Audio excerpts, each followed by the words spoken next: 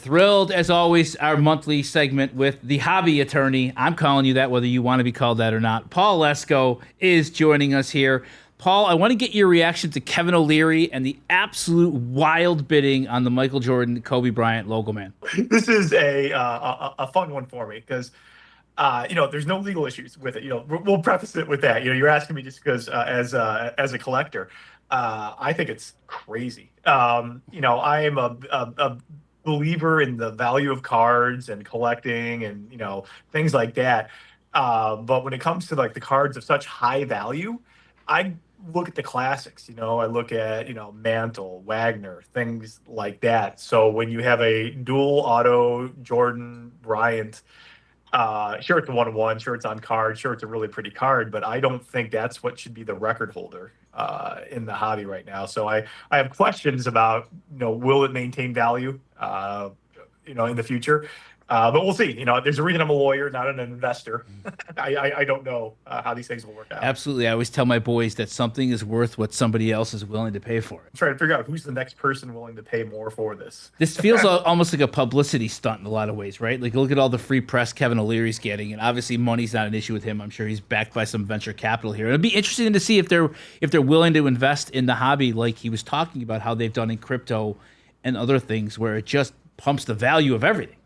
Yeah, no, it's an interesting time, and we'll see where it goes. But I'm kind of sad to see Mantle and Wagner not on the top of the list anymore. All right, let's talk about Memory Lane versus Best Western. The Best Western, best known as hotel chain. This is a newish lawsuit over the theft of $2 million worth of cards that were FedExed to a Best Western in Ohio. Stop right there, Paul. This already sounds sketchy. Anything being FedExed to a Best Western in Ohio just screams fraud to me. Prior to a card show, tell me what's going on here. No, this is one of those stories where, I don't like the victim blame, but I think it's fair in this instance. So, a couple years ago, maybe it was last year, there was a card show in Strongsville, Ohio. And I'm not sure if you're familiar with Strongsville, but I think the hotel selection there is rather limited. So Memory Lane wanted to show off some cards prior to an auction it was going to have. So I think it sent about 54 cards via FedEx to a Best Western hotel, where one of its employees was going to go to the front desk and say, "Hey, you have a box for me?" And I guess everything was going to be good with this $2 million box of cards. Well, they're more optimistic than I would be in an instance like this, because the employee showed up. He tried to collect the cards, and probably as a shock to very few people, the cards were not there. Somebody had stolen the cards, and it looks like it was an employee of the hotel who actually stole the cards. So he was later arrested. They recovered almost all the cards except for two of them. And at least for a while, we thought that was maybe the end of what was going to happen here. The guy who stole the cards was prosecuted, and I think an accomplice was also. But then Memory Lane filed a lawsuit against Best Western, asking for, I think, like $200,000 or over $100,000 back, because they had a loan on these cards and took time to find the cards. And they're asking for all these other types of damages. But my favorite damages they're asking for is they want to be reimbursed for the hotel stay. So, how much was it? $99 a night? Something like that. But I think it's one of these cases that really brings to question, some things that, when it comes to cards, especially valuable cards such as these, what's the proper way to transport them? Because I do in my litigation, I do cases where there's some very expensive cards or sports memorabilia that are involved, and you better believe it, I'm couriering those. I'm picking those up. I'm bringing those to meetings. I'm letting experts look at them, and I'm bringing them back. I'm not putting them in the mail or trusting them to maybe the Best Western's a fine hotel chain, maybe. But I'm not going to trust anybody to that. Couple questions here. So Memory Lane, once they ship those cards off, they then become obviously the possession and the responsibility of FedEx, right? Until it then gets to the Best Western. So then they're claiming, if somebody just steals something from the Best Western and the Best Western wasn't negligent in any way in that theft, how is the Best Western here at fault at all? So the complaint alleges that the employee who stole this, well, first of all, they're alleging it's a Best Western employee who actually stole the cards from the Best Western. So there's, basically saying your hiring practices are negligent. But then also, apparently, when the police showed up and were interviewing people on camera, memory lane asserts that the manager of the Best Western said that, oh, when it comes to like secure storage, we don't actually put stuff into secure storage. We don't have a secure storage. We just put them like behind the desk or something. So memory lane is saying, hey, you guys advertise that you're a safe hotel, that your valuables are safe at a hotel like this. So it's deceptive advertising. That's just crazy to me. This kind of brings up the same thing in this other case, Jeremiah Blank versus Beckett, of the alleged loss of a bunch of high-value Stan Lee cards while in Beckett's possession. Similar thing here, right? Like chain of custody and who is responsible for these high-end products once they're out of your hands. Yeah, this is a really interesting case too, because I think this is one of those nightmares that you're seeing more and more often when you submit cards to a grading company. That sometimes your cards go missing or they're damaged while in the possession of the grading company. And for this case, Blank was a associate of Stan Lee. Worked with Stan Lee. I think he said he was his business partner for many years. So Blank had a number of cards for Stanley autograph cards or exclusive Stanley cards that nobody else had. I believe he said he had 102 of them. And he submitted those to Beckett for grading. And he says in his complaint that he showed up to Beckett's offices and hand delivered the cards to them for grading. Well, as the complaint goes on, it alleges that out of the 100 and whatever cards, only 15 or 16 of them, somewhere around that, are the only ones that they've gotten back. All the rest have been lost. He says these cards are worth over $250,000. He's suing for that, suing for emotional distress, suing for all types of things. But here, when it comes to like the chain of custody that we're talking about, this is kind of what you should do. Rather, for memory lane, memory lane, you don't put it in FedEx. He showed up to Beckett headquarters with the cards, hand delivered them to Beckett, and then Beckett lost the cards. So this guy, like you said, literally drove them to Beckett. And handed hopefully them over. Yeah. Hopefully had a full inventory of them. I guess why. And he had that too. He actually attached to the complaint. He has a full inventory of the cards. He's got his submission form. He has everything. This guy did everything correctly and still allegedly lost like 87 cards per one. So how do you say this next one? U.S. versus Curcio? I believe it's Curcio. Curcio. So this is a case that we've been following for a little bit, where the U.S. government alleges that Curcio and his alleged accomplice, Banderchuck, two awesome names, Curcio and Banderchuck, sounds like Pokemons, but were alleged to have created or somehow faked PSA cases, where they had PSA cases and PSA labels saying that cards are like 9s and 10s. But what they would do is they would put cards of, much lower condition in these cases and then sell them for money. So basically, it was fraud, basically fraud. You think you're buying a PSA 10 Jordan, you're actually buying, maybe you're buying a Jordan, but it's certainly not a PSA 10. And it certainly wasn't a card that was authenticated and graded by PSA. So in this case, there's allegations of multiple sports cards and trading card games, such as Pokemon, that are there. So you have Pokemon cards. There's actually allegations of a Jordan 86 Fleer that's in here too.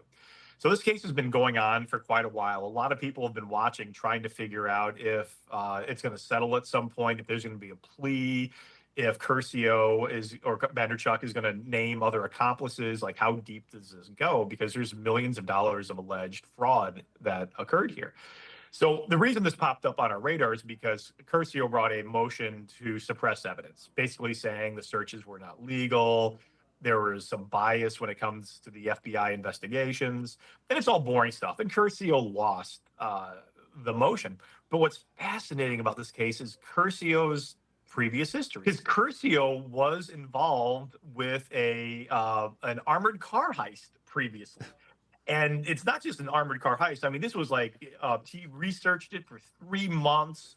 He built like there was like a creek that he was trying to use for an escape path that he actually put some wire on it so he could like really quickly go like 300 yards to get away from everybody. He the day of the robbery, he put out a wanted ad for like 30 workers to show up and do some work here, but everybody has to be dressed in a yellow vest and a hat and have a face mask. So when the robbery happened, he shows up dressed like everybody else who's there for the job. He pepper sprays the guard. The guard drops $400,000 worth of in bags.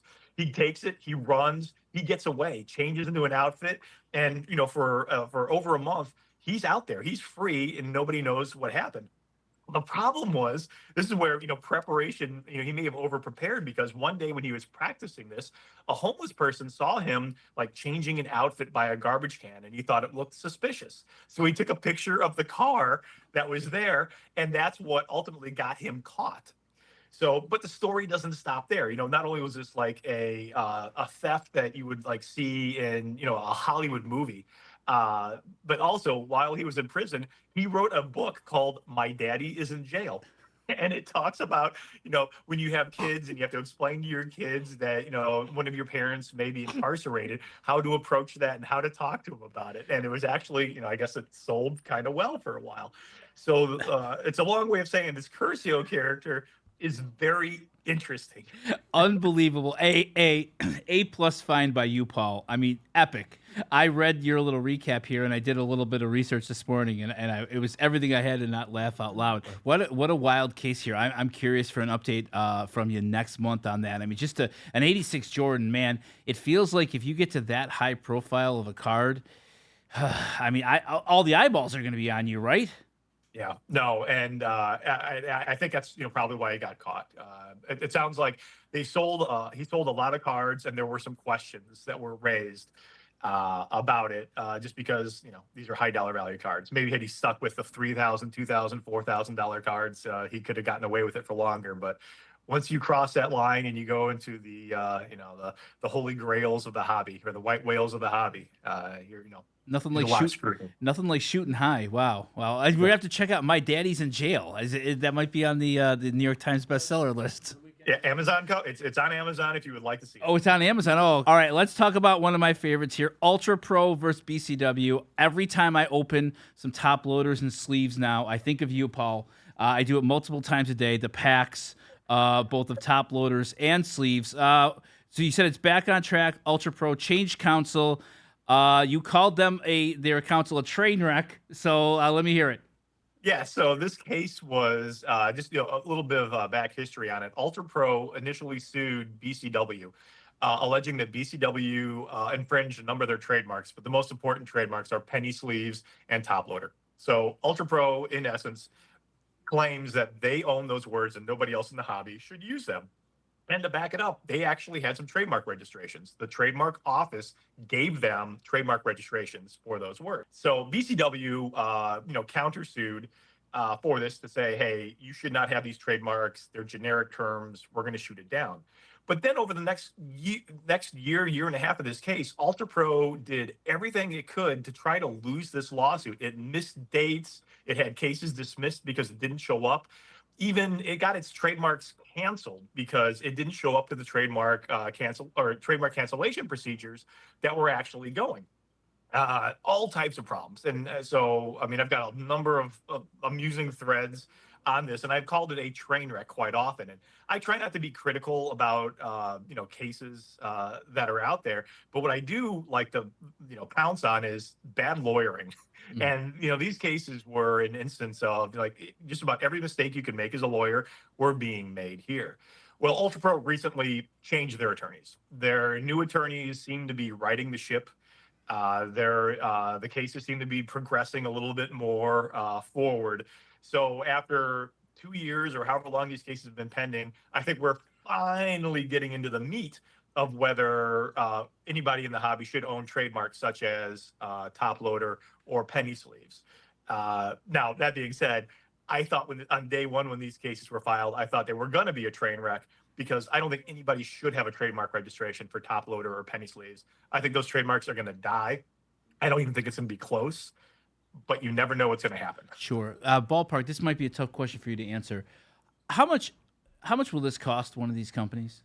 Like from Oh, start to finish, from the day that they decide to sue for the word top loader until this case is settled, dismissed, whatever. What is a reasonable amount of money that you think it will cost in legal fees for each of so these companies? if they're doing it right, and there's the big disclaimer, if they're doing it right, trademark cases are notoriously expensive because part of what you need to do to prove your case is you have to conduct surveys. And not only do you have to conduct surveys, you have to have an expert interpret the surveys that you have. And invariably, the first time you do your surveys, they're wrong. You have to revise them and do them again. Surveys cost hundreds of thousands of dollars just to do the surveys. If Ultra Pro is going to do it right, if BCW is going to defend this case right, they're at a minimum just for that going to spend hundreds of thousands of dollars on that. But then also you have a huge document exchange process going. And at some point, I think Ultra Pro was saying that they're producing, over 100,000 documents or more than that, which requires attorneys to review. It requires them to be processed, produced to the other side. The other side has to review them.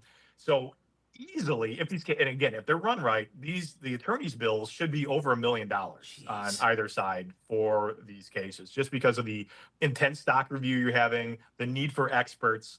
And then ultimately, someone is going to have to give somebody money in a case like this. And so that's an additional round of experts, damages experts that are going to look at your sales and say how much you were hurt. So these are not inexpensive cases. Again, if they're run right. Right. Well, of course, and it sounds like Ultra Pro might not have been there for a while. But I mean, I guess you have to make the value judgment of whether you think that the trademark defending it, and being able to use those common use words is worth $1 million to your company, right? Like that's basically what the calculation comes down to. And it really does. And, just if you step back and we look at it from a trademark perspective, if you are able to stop your competitors from using a term that's out there, there's some value in that. So if nobody else in the hobby can refer to penny sleeves as penny sleeves or top loaders as top loaders, and you can only say only Ultra Pro can sell those, there is some value in that. However, I don't think this is this case. It's more like if you were thinking like Panini and Prism. Yeah. Everybody, when you see Prism, you think of Panini. So that is one of those terms where Panini's done a good job of making sure nobody else uses the word Prism that's out there. So there is money in being able to have that term and have the consumer only think of you with that term. Wow. All right. On this same vein, this one's going to be close to Josh's heart here. Please tell me, Nintendo is filing a trademark opposition against. Is this Wokemon? It is. So as part of that process, like we were talking about, ensuring that your products, whenever anybody uses a product word or a product name, that they only think of your company, you have to enforce those rights. And Nintendo, through Pokemon, is one of the more litigious people when it comes to enforcing their trademarks. So recently, they filed a trademark opposition against another's trademark of Wokemon. It'll be interesting to see what happens here because there is a bit of a fair use potential First Amendment defense here. It just depends. Does the person that filed Wokemon, do they have enough money to go up against Nintendo, who probably has an infinite amount of money to ensure that nobody else uses Pokemon or anything even close to Pokemon in connection with trading cards? So what's the standard there? Is it if it rhymes? I mean, is it if it's like honest question here? Like what? No. What is what? Because Pokemon clearly is a play off of Pokemon, I would guess. And is it because they're printing cards with that, like, or they're trying to profit off of that term with something similar? Like, what if you had like a Pokemon soft drink that has nothing to do with Nintendo or whatever else? Like, where's the line there? Yeah, so the standard is there a substantial likelihood of confusion for the consumer? So sometimes, when it comes to Pokemon is such a famous term that I would say if there's a drink out there called Pokemon, well, the first thing you think of is Pokemon and Nintendo and the trading cards. Because of that, I think Pokemon because it's a famous mark, it gets a lot more protection out there. So I think Wokemon might have some troubles. Now, there is some protections for fair use, First Amendment, for parody, for things along those lines. So this one kind of gets closer. It's not exactly I mean, and it might be, but I mean, this isn't one of those things where someone says it's like Pokemon. Oh, Sure. Pokemon's completely different than Pokemon. Well, no, you're obviously trying to get a free ride off of Pokemon. Wokemon may actually be some type of, fair use, cartoonic, satirical, play on the words that actually is allowable under the First Amendment. I doubt it. I think it's, something that trying to generate sales based, off of consumer thinking Pokemon, or think it's somehow associated with Pokemon more than anything else. But that's basically the standard. It's a substantial likelihood of confusion for the consumer.